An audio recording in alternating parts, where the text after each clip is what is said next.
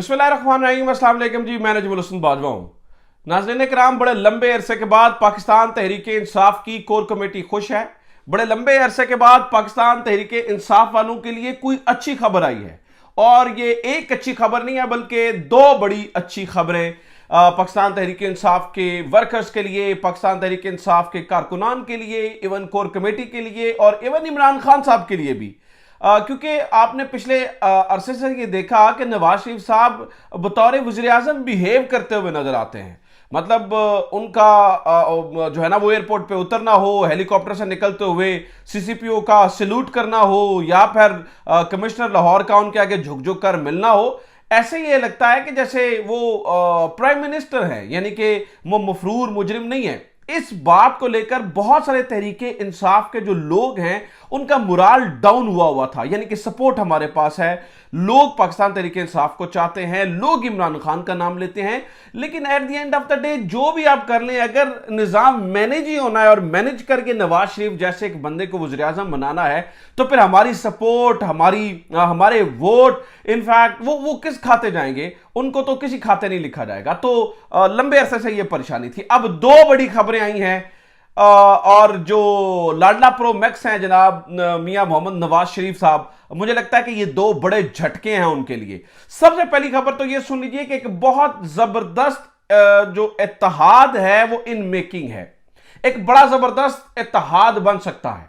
उसके लिए जरदारी साहब ने भी अपना दिल बड़ा किया है और इमरान खान ने भी अपना दिल बड़ा किया है। जरा ये बताते हैं कि इमरान खान की जानिब से 3 जमातों से बात करने से मना किया गया है। एक जो है ना वो ये पीटीआई पी यानी कि पाकिस्तान तहरीक इंसाफ पार्लियामेंटेरियन परवेज खटक साहब की जमात, एक ये तहरीक इस्तेहकाम वाले यानी कि जहांगीर तरीन और अलीम खान की जमात, और तीसरी जो जमात है वो पाकिस्तान मुस्लिम लीग नून। इनके अलावा इमरान खान ने जो है वो खुलेआम बात करने की भी इजाजत दी है और कहा है कि आप सियासी कोई तहरीक चलाना चाहते हैं, कुछ सियासी कुर्बत हासिल करना चाहते हैं तो अच्छा। इमरान खान काफी लंबे अरसे से बात करना चाह रहे थे।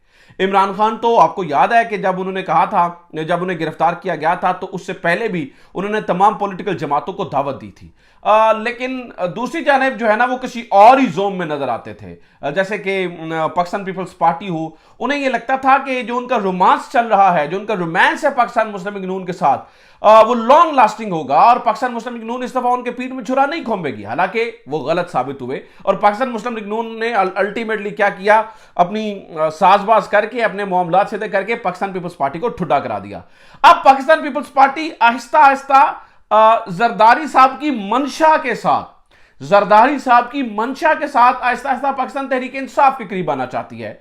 और इसी तरह से पाकिस्तान तहरीक इंसाफ के हवाले से एक बयान पाकिस्तान पीपल्स पार्टी की जानिब से आया, और वो ये था कि जनाब किसी भी सियासी जमात को इंतखाबात से दूर नहीं रखना चाहिए। इसके ऊपर पाकिस्तान तहरीक इंसाफ की कोर कमेटी की सियासी कमेटी ने अपना पूरा बयान जारी किया है, जिससे नजर ये आ रहा है कि ये दोनों जो है ना वो जमातें करीब आ रही हैं। जो जिस वजह से खुश हैं तहरीक इंसाफ के लोग, वो मामला भी आ गया है, वो मैं आपके सामने रखता हूं। वो और इससे भी बड़ी बात है, ये तो आप समझ लीजिए कि एक छोटी चीज है, वो इससे भी बड़ी बात है जो तहरीक इंसाफ के हक में हुआ है। लेकिन ये सुने जरा पाकिस्तान तहरीक इंसाफ की कोर कमेटी की सियासी कमेटी क्या कहती है। वो कहते हैं कि जनाब पीपल्स पार्टी की एक जिम्मेदार शख्सियत की जानिब से तहरीक इंसाफ की शमूलियत के बगैर इंतखाबात को तस्लीम ना करने का बयान दुरुस्त सोच का अक्कास है। सियासी कमेटी तहरीक इंसाफ पाकिस्तान तहरीक इंसाफ की बल्ले के इंतखाबी निशान के साथ इंतखाबात में बिला रोको टोक इंतखाबात की साख और शफाफियत के लिए नागुजीर है।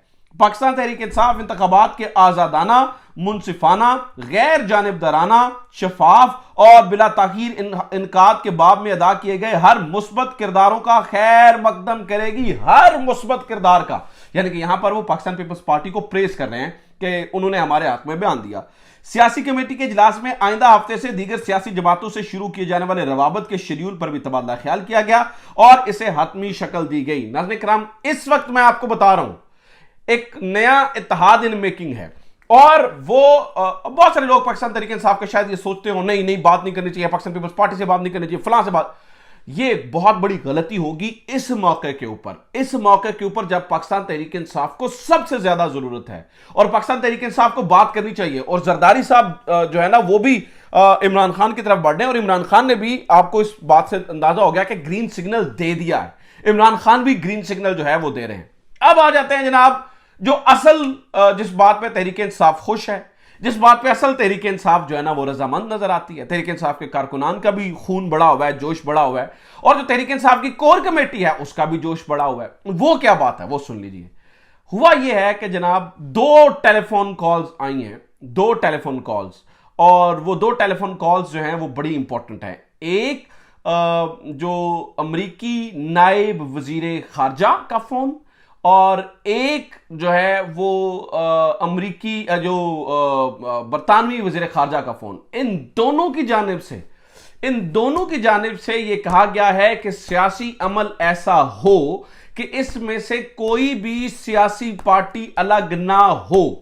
इस बात को लेकर नाज़रीन किराम जो कोर कमेटी है उसको अंदाजा हो गया कि बाहर से अब इनके ऊपर प्रेशर आ रहा है, और ये तहरीक इंसाफ को और बल्ले के निशान को अब बैलेट पेपर से हटाना इतना आसान नहीं है, इसलिए इनका जोश और जज्बा बढ़ा हुआ है। इस बारे में कुछ मजीद बड़ी इंटरेस्टिंग मालूमात मेरे पास मौजूद हैं, वो मैं अगली वीडियो में आपके सामने रखूंगा, और मैं आपको उसके बारे में मजीद तफसीलात दूंगा कि ये फोन किस तरह से आए, क्यों आए, इनका बैकग्राउंड क्या है, असल में हुआ क्या क्या है जिस वजह से ये फोन आए। लेकिन इस वक्त तक अभी तक आप इतनी इंफॉर्मेशन लीजिए कि 2 टेलीफोन कॉल्स आई हैं जिसकी वजह से ये जो है ना वो मामलात अब नवाज शरीफ साहब के लिए बिगड़ते हुए नजर आ रहे हैं। और नवाज शरीफ साहब के लिए क्यों बिगड़ते हुए नजर आ रहे हैं? क्योंकि नाज़रीन किराम इस बात को याद रखिएगा कि हमारे जुनैद सलीम साहब जो है ना वो उन्होंने बड़ी जबरदस्त बात की है। उन्होंने ये कहा है कि माजी में ऐसा होता रहा है कि देखिए माजी के अंदर जो स्टैब्लिशमेंट का लाडला होता था वो जीत जाता था। उसकी वजह ये होती थी कि अगर किसी की 45% मकबूलियत है तो जो स्टैब्लिशमेंट जिसके पलड़े में अपना वोट डाल देती थी उसकी मकबूलियत 50 से 55% हो जाती थी। ठीक है, तो बात चल जाती थी, पता चल जाता था। लेकिन जो मुखालिफिन हैं उनकी स्टैंडिंग भी अपनी जगह पे बरकरार रहती थी। इसी तरह से जिसके पलड़े में वोट डाला जाता था वो जरा ऊपर चला जाता था, तो उसका डाइजेस्ट करना जो है ना वो आसान होता था। इस दफा प्रॉब्लम यह है कि इमरान खान की मकबूलियत 7वें आसमान को छू चुकी है। यानी कि इतनी मकबूलियत माजी में किसी भी रहनुमा ने एंजॉय नहीं की। मिसाल देता हूं, भुट्टो साहब का बहुत बड़ा नाम आता है। भुट्टो साहब जो है वो बहुत बड़ा नाम रहे हैं अपनी हमारी पाकिस्तान की सियासी तारीख में। लेकिन भुट्टो के भी जो मुखालिफिन थे, जो कौमी इत्तेहाद था, उसकी भी बड़ी मकबूलियत थी। अगर भुट्टो साहब मकबूल थे तो कौमी इत्तेहाद भी बड़ा मकबूल था। दोनों में 10-15% का फर्क था। भुट्टो साहब बड़े लीडर बन गए। भुट्टो साहब को चूंकि फांसी लगी तो कौमी इत्तेहाद भूल गया।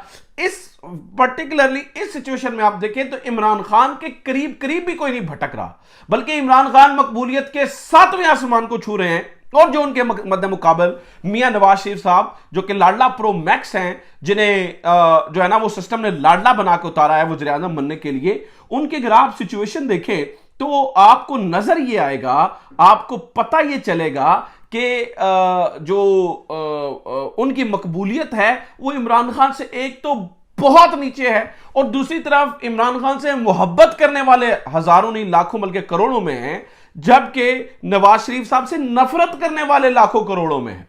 तो ये बिल्कुल मुतजाद बात है। इस दफा अगर नवाज शरीफ के पलड़े में वोट डाला भी जाता है तो भी जो इमरान खान का मुकाबला है वो नहीं हो सकता। इमरान खान का मुकाबला नहीं किया जा सकता। इमरान खान का मुकाबला जो है वो इस टाइम ऑन ग्राउंड नामुमकिन सा नजर आता है। तो लिहाजा अभी आप बल्ले का निशान छीनते हैं या कोई इस तरह की चीज करने की कोशिश करते हैं तो वो उल्टा बैकफायर करेगी। वैसे तो तहरीक इंसाफ ने अपनी जो है ना वो स्ट्रैटेजी बना ली है इस तरह से कि जो